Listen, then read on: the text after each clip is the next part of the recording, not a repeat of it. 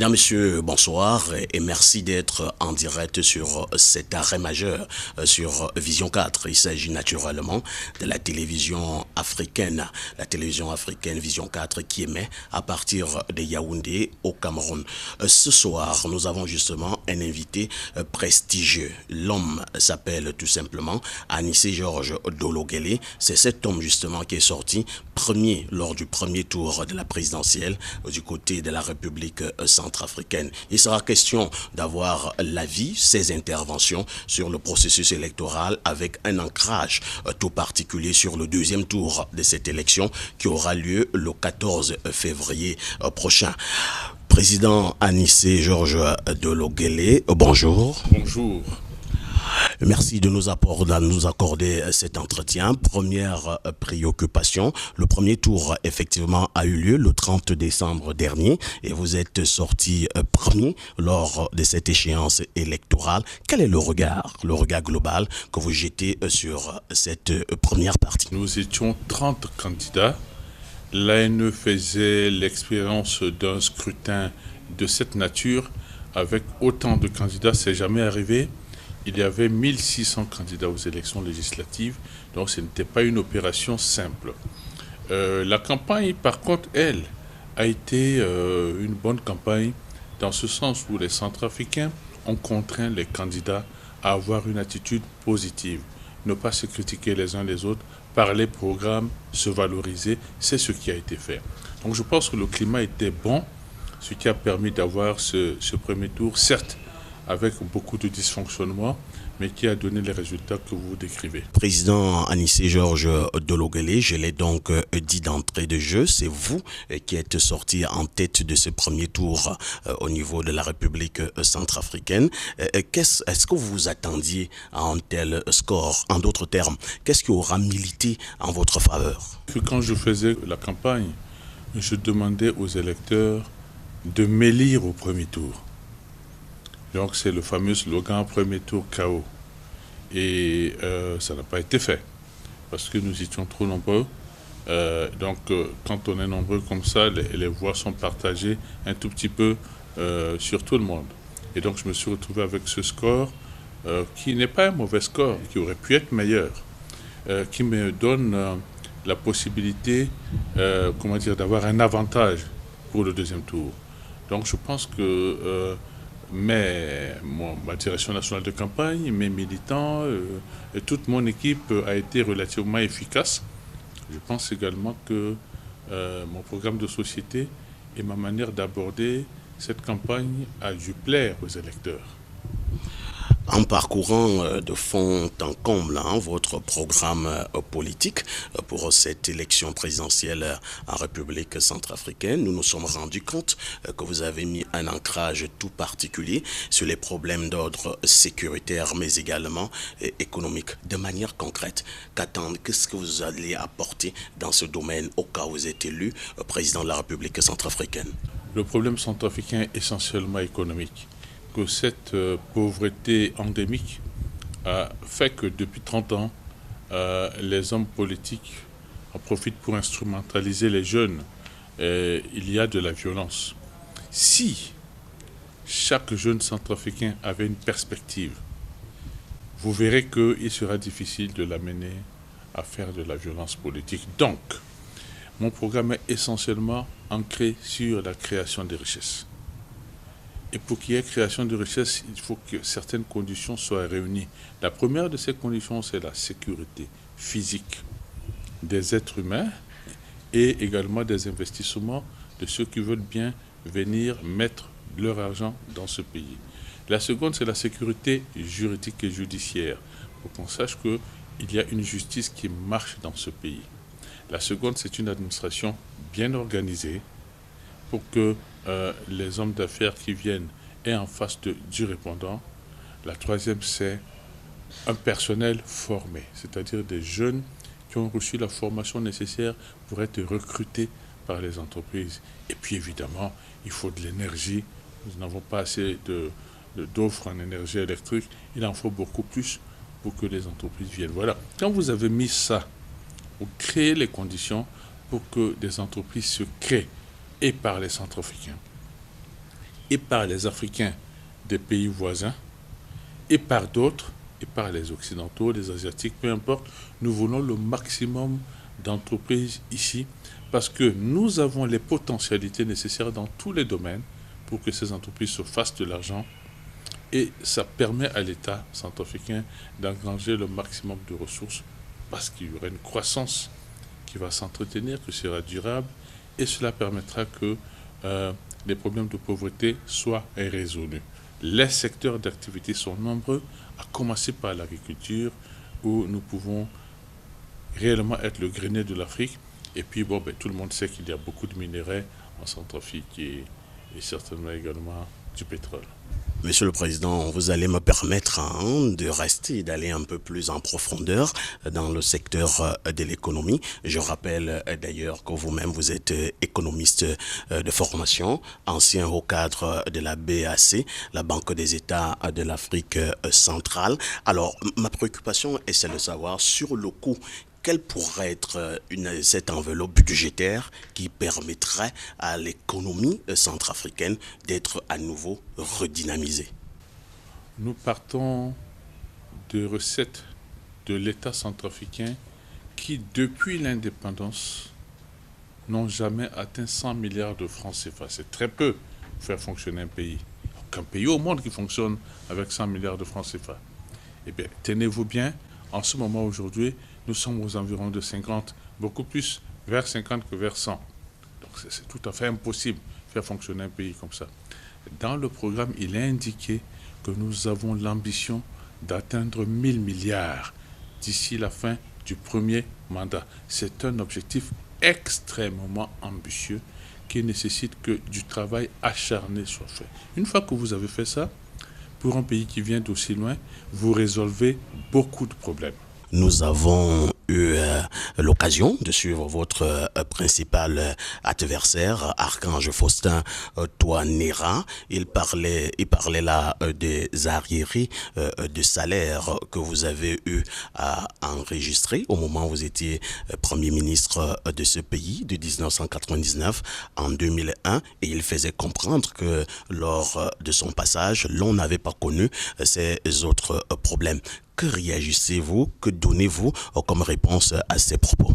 Ce que nous essayons de faire, c'est de diriger un pays très difficile et de résoudre les très nombreux problèmes de la République centrafricaine. C'est de construire un projet d'avenir et de convaincre les Centrafricains sur ce projet d'avenir. Je trouve curieux que quand on veut diriger un peuple, on l'infantilise en estimant que parce que des salaires ont été payés, donc on est le meilleur. Moi, j'ai été ministre des Finances à un moment très difficile, à un moment où les entreprises avaient été détruites, où les institutions de Bretton Woods avaient déserté le pays depuis 10 ans. La tâche qui m'avait été confiée, c'est de mettre de l'ordre dans les finances publiques, de faire venir ces institutions à qui on devait beaucoup d'arriérés. Ces arriérés, c'est pas moi qui les ai créés. Elles étaient là avant que je ne vienne. Mais il fallait que je les paye, parce que ces institutions ont des règles précises. Il faut payer des arriérés avant qu'elles ne viennent. Et il fallait que je paye ces arriérés pour préparer l'avenir de nos jeunes. C'est toujours douloureux de préparer l'avenir, parce que vous devez mettre de l'ordre d'abord, et ensuite les choses se régularisent. Et j'ai eu à jouer ce rôle, qui a permis qu'après les finances se soient stabilisées dans ce pays et que tous les chefs de gouvernement qui m'ont suivi, qui m'ont succédé, aient eu des conditions plus saines pour fonctionner. Et donc, se vanter du fruit du travail que moi j'ai réalisé, c'est un peu court. Vous voyez. Et j'ajoute que diriger un pays, vous savez, les salaires des fonctionnaires, c'est 26 000 salaires, 26 000 fonctionnaires.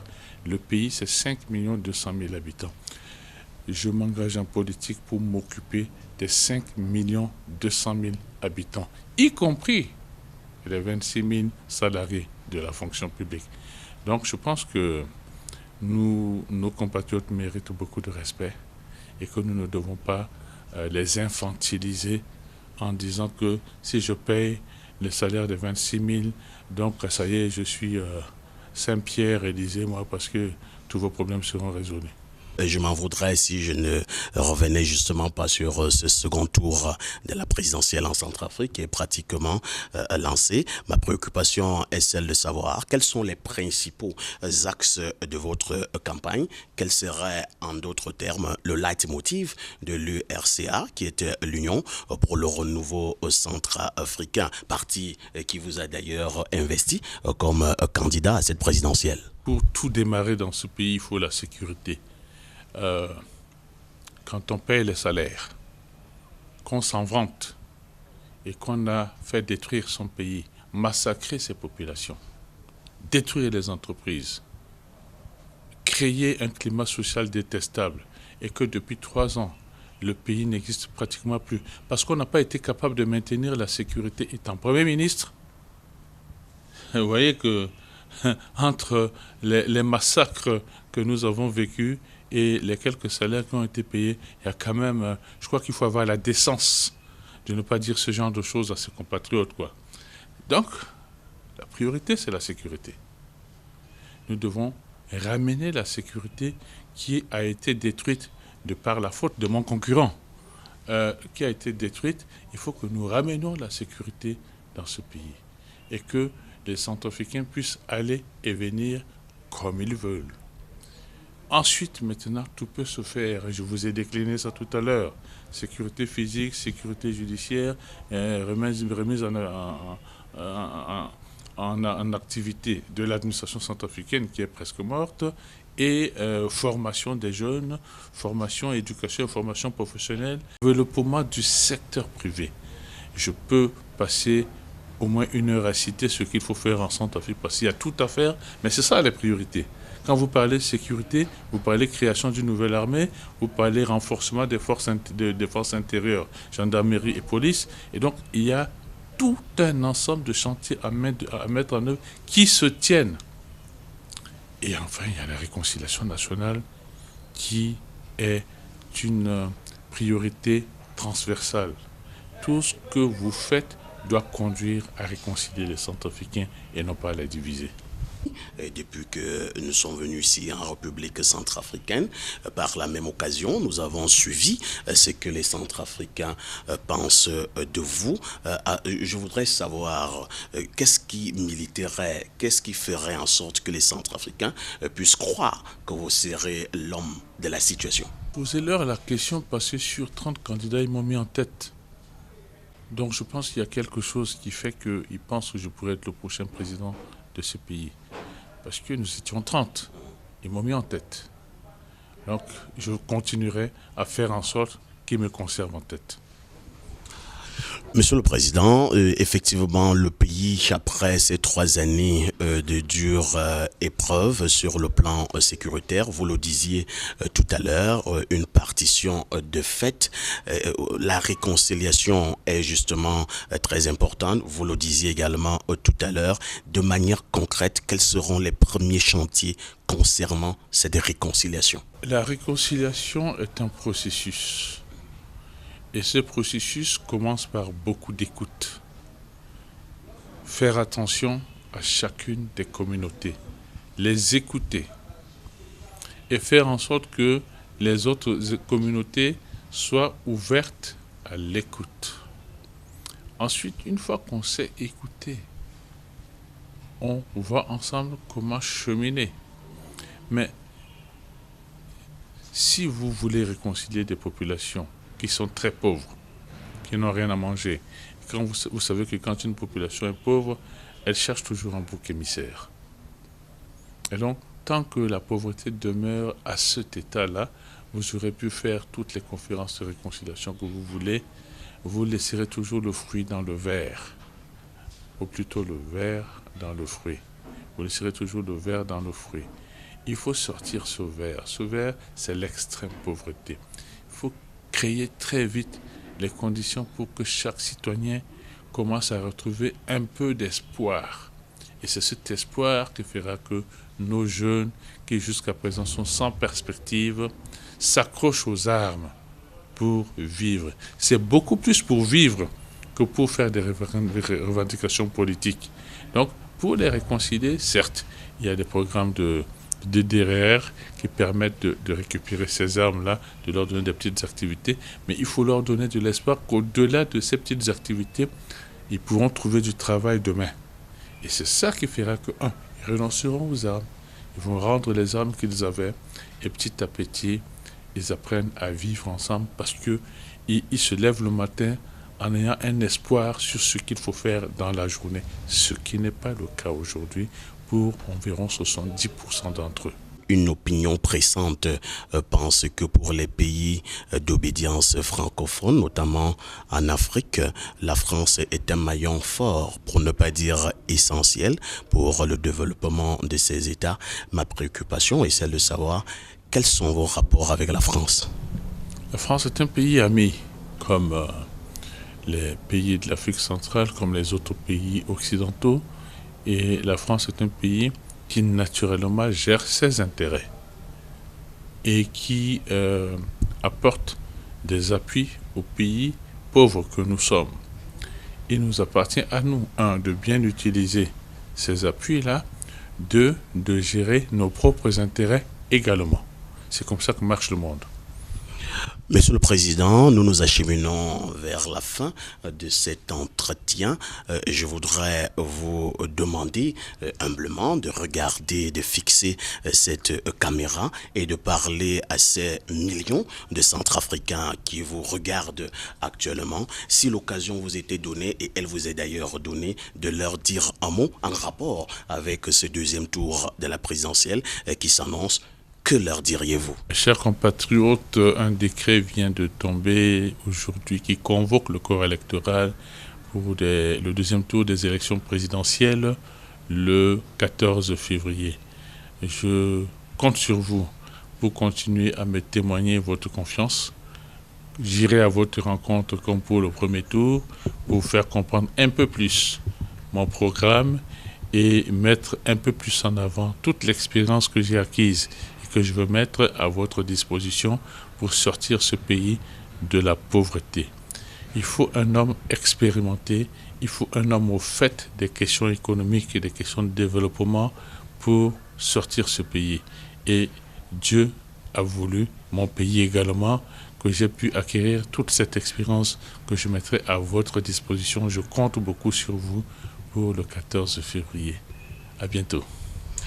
Merci Président, mais justement Vision 4 qui vous interviewe ce jour est justement un support entre plusieurs supports, un consortium de communication. Je voudrais vous donner ce magazine international qui est un des produits de notre consortium. Il s'agit d'Africa Express, c'est un magazine international basé à Paris et justement je voudrais vous le donner pour essayer de rester le lire, peut-être que ça peut vous apporter une ou deux choses en termes de stratégie pour pouvoir arriver au sacre final le 14 février prochain lors de ce deuxième tour. Merci bien, merci. Et je voudrais également vous rappeler que l'homme à tout faire de ce magazine international, c'est justement le président directeur général du groupe L'Anecdote, monsieur Jean-Pierre Amougou-Bellinga. Merci bien, merci d'être venu à Bangui déjà et merci de vous être intéressé à ma campagne. Vous serez toujours le bienvenu. Chers téléspectateurs, merci de continuer à faire confiance à Vision 4. Il s'agit naturellement de la télévision africaine basée à Yaoundé au Cameroun. C'était un arrêt majeur spécial avec un invité prestigieux. Il s'agit justement de Anissé Georges Dologuélé qui est au deuxième tour de cette présidentielle du côté de la République centrafricaine. Au soir du 14 février prochain, nous osons croire que le Seigneur acceptera et les Centrafricains vont tout simplement valider. Agréable sur des programmes sur Vision 4. Le meilleur reste à venir. Bonjour.